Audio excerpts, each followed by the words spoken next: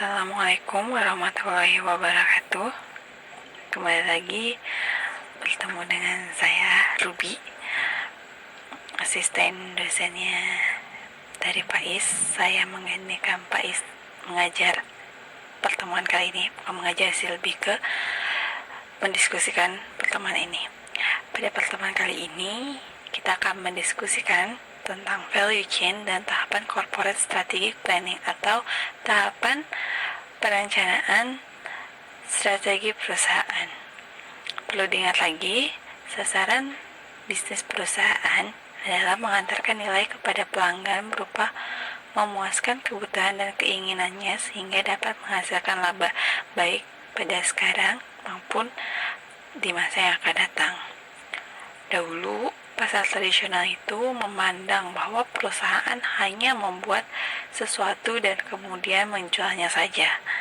Akan tetapi, seiring berkembangnya zaman, sekarang perusahaan bertindak sebagai bagian dari proses pengantaran nilai atau value delivery, di mana value delivery ini adalah mengantarkan nilai suatu barang hingga diterima ke konsumen akhir. Value delivery ini dibagi menjadi 3 tahap, yaitu memilah nilai, menyediakan nilai, dan mengkomunikasikan nilai.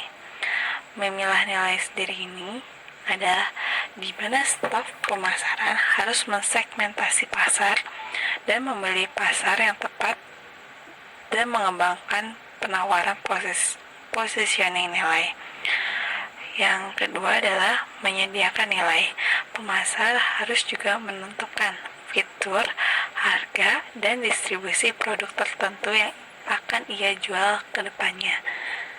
Nah, di menyediakan nilai ini biasanya pemasar harus memberikan semacam keunikan tersendiri dari produknya agar berbeda dari produk yang lain atau produk kompetitor lainnya. Dan yang ketiga adalah mengkomunikasikan nilai.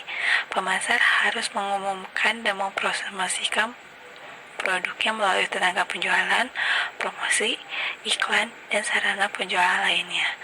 Ketika si pemasar itu sudah mempunyai produk yang akan dijual, pemasar tersebut harus wajib mengkomunikasikan nilai-nilai apa saja sih atau manfaat apa saja sih yang ada dalam produknya dan memberitahu kepada halayak ramai agar masyarakat itu membeli produknya. Jadi mengkomunikasikan nilai di sini yaitu si pemasar harus memberitahukan kepada masyarakat luas bahwa produk ini mempunyai manfaat loh berupa 1, 2, 3 atau banyak poin dari manfaat tersebut. Jadi value driven ini seperti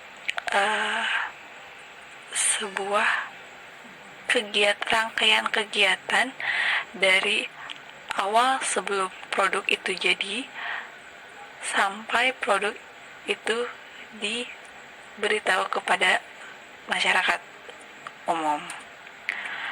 Nah, di sini adalah contoh value chain dari suatu perusahaan. Nah, dalam value chain ini ada terdiri dari 2 aktivitas, yaitu aktivitas utama atau primary activity yang berupa inbound logistik atau logistik masukan, operation atau operasi, outbound logistik atau logistik keluaran, marketing and sell atau pemasaran dan penjualan, dan service atau layanan. Nah, dalam aktivitas utama ini yang pertama dilakukan oleh perusahaan yaitu logistik masukan, di mana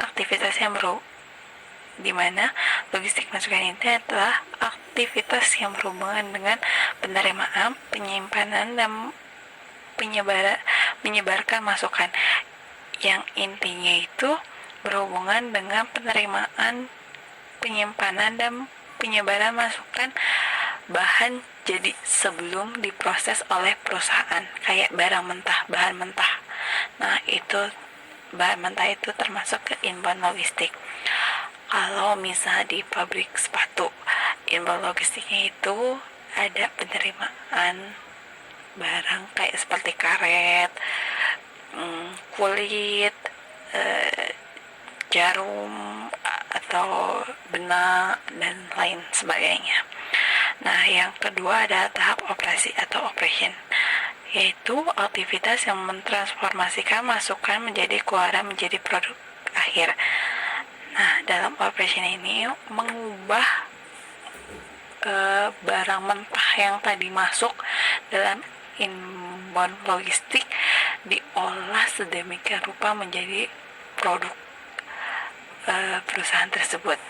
Jadi misalnya tadi kalau tadi contohnya yang masuk itu kayak karet, terus kulit, terus jarum atau enggak benang, itu nanti diproses menjadi sebuah sepatu. Nah, di proses inilah yang dimana si bahan mentah tadi diubah menjadi sepatu. Tahapan yang ketiga adalah outbound logistik atau logistik keluaran. Logistik keluaran ini merupakan aktivitas yang berhubungan dengan menyebarkan produk atau jasa ke pelanggan. Pada logistik keluaran ini, sepatu yang tadi sudah jadi, yang sudah diproses di dalam operation, itu disebarkan disebarkan kepada pelanggan. Disebarkan di sini berarti dijual kepada pelanggan, keluar dari proses operation tadi dan kemudian dihantarkan kepada pelanggan. Dan yang tahap keempat merupakan marketing and sales, yaitu pemasaran dan penjualan. Dalam aktivitas ini yang berhubungan dengan pemasaran dan penjualan seperti promosi dan sebagainya. Jadi ketika barang produk itu sudah jadi, sudah diubah dari barang mentah menjadi produk jadi yang siap pakai biasanya, kemudian disebarkan kepada konsumen, di mana dalam marketing and sales ini terjadi sebuah komunikasi nilai dari si produk itu, komunikasi manfaat dari produk tersebut yang dilakukan oleh marketer dan sales. Dan tahap yang terakhir merupakan service atau layanan, merupakan aktivitas yang berhubungan dengan penyediaan layanan untuk meningkatkan pemeliharaan produk seperti pelatihan, perbaikan, dan perawatan. Dalam service ini biasanya kita kenal dengan garansi. Nah, ketika si konsumen ini membeli produknya, maka perusahaan ini memberikan garansi. Tujuan garansi ini untuk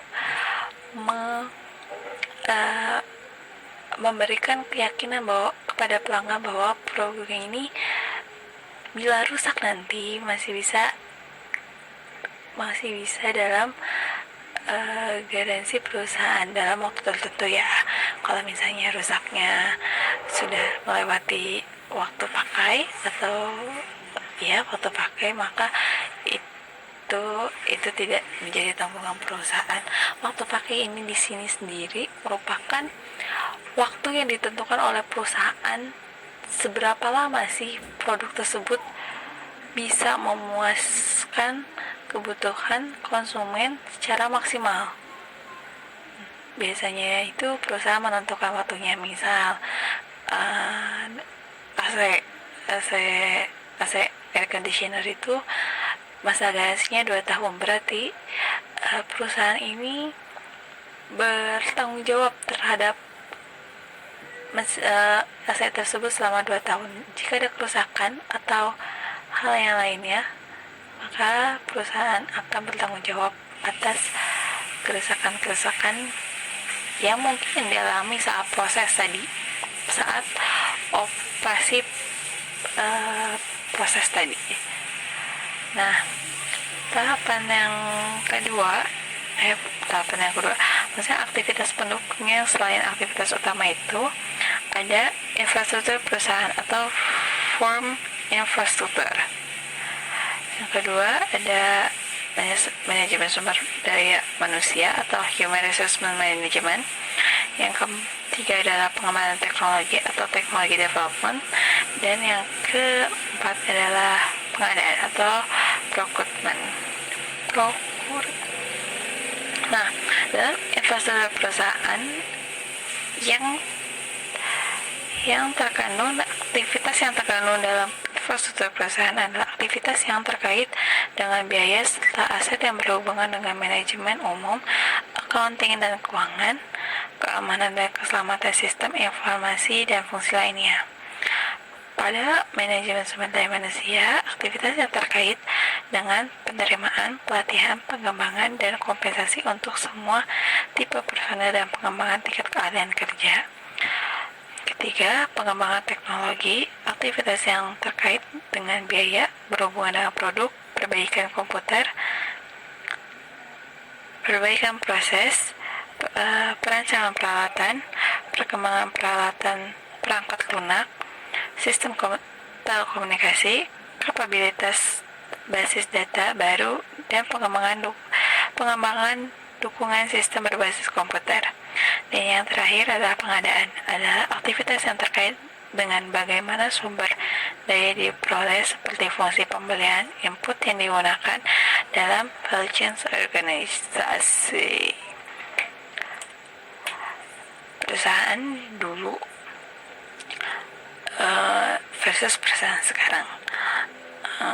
Dulu perusahaan memiliki dan mengendalikan sebagian sumber daya yang ikut dalam value chain seperti tenaga kerja, bahan baku, mesin, informasi sampai energi. Jadi semuanya itu di cover oleh perusahaan. Akan tetapi seiring berjalan waktu, perusahaan sekarang lebih memilih untuk outsource sumber daya yang kurang mengambil kendali inti dalam rentetan tahap value chains. Jika perusahaan mendapat outsource yang mempunyai kualitas yang lebih baik dengan biaya lebih rendah, kenapa tidak? Value chain ini dianalogikan sebagai sebuah trik berantai di mana kita harus memilah-milah mana keputusan terbaik di setiap aktivitas perusahaan sehingga mendapatkan nilai aktivitas yang rendah atau murah dan biaya sebuah produk yang dihitung berdasarkan biaya-biaya dikeluarkan untuk melakukan aktivitas nilai tersebut, sehingga semakin rendah nilai aktivitas maka semakin rendah pula biaya produksi produk tersebut. Jadi dalam kegiatan value chain ini kan ada tuh banyak rentetannya, kayak tadi dari sebelum bahan mentah itu masuk perusahaan, diproses oleh perusahaan, didistribusikan, dijual, dan adanya perbaikan atau servis. Nah, pada rentetan itu kan banyak menyerap tenaga atau banyak selain tenaga juga menyerap alat-alat seperti itu. Maka perusahaan itu harus memilih mana aktivitas yang bisa digantikan oleh pihak luar, atau mana aktivitas atau barang-barang yang bisa kita ambil dari luar dengan biaya yang lebih murah daripada kita lakukan itu sendiri. Itu bertujuan agar produk yang kita keluarkan itu berharga lebih murah. Nah, ada beberapa yang nggak bisa di outsource sama perusahaan, yaitu kompetensi inti atau inti perusahaan yang nggak boleh diberitahu kepada pihak luar. Jadi kalau outsource ini biasanya si perusahaan ini misal nih sepatu, pabrik sepatu ini mengoutsource talinya, karena talinya itu bukan inti nilai dari si sepatu itu. Jadi si perusahaan mau mengoutsource talinya itu saja. Si perusahaan gak mungkin nge-outsource insole atau waffle dari sepatunya itu, karena waffle waffle dan insole dari sepatu itu kan kayak inti dari sepatu itu. Kalau setiap perusahaan itu punya waffle, dan waffle itu apa ya, bahasa apa, bawahnya sepatu, alasnya sepatu.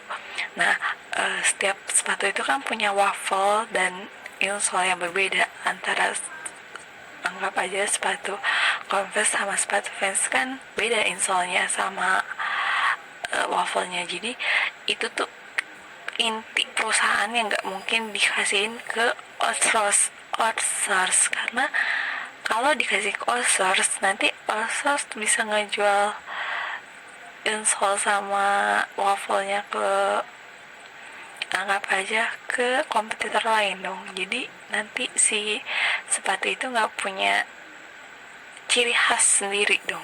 Jadi ada beberapa kegiatan dalam perusahaan yang nggak bisa dikasih ke orang atau nggak bisa di-outsource ke orang, yaitu pertama, pekerjaan yang merupakan sumber keunggulan kompetitif perusahaan yang tadi saya udah bilang.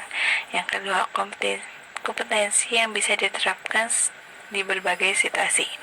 Dan yang ketiga, kompetensi inti yang sulit ditiru. Contoh lain adalah Starbucks itu nggak pernah baristanya itu nggak pernah di outsource, nggak pernah outsourcing itu kayak pengambilan kalau outsourcing di sini yang maksudnya di Starbucks ini pengambilan sumber daya dari luar. Barista Starbucks tuh nggak pernah di outsource, karena dia pasti ngerekrut sendiri untuk baristanya sendiri, karena baristanya memegang kunci rasa dari minumannya, karena baristanya bakalan diajarin tentang resep-resep minuman yang ada di Starbucks. Kalau misalnya baristanya di outsource, nanti ketika nggak ada kontrak, si baristanya bisa jualan minuman dong di pinggir jalan dengan rasa yang kayak Starbucks. Makanya Starbucks nggak nge-outsource baristanya, tapi Starbucks nge-outsource petugas keamanan dan petugas kebersihan, karena petugas keamanan dan petugas kebersihan tidak memegang kunci utama dari bisnis inti Starbucks. Karena menurut Starbucks, petugas keamanan dan petugas kebersihan itu lebih murah dan lebih mudah di outsource daripada dia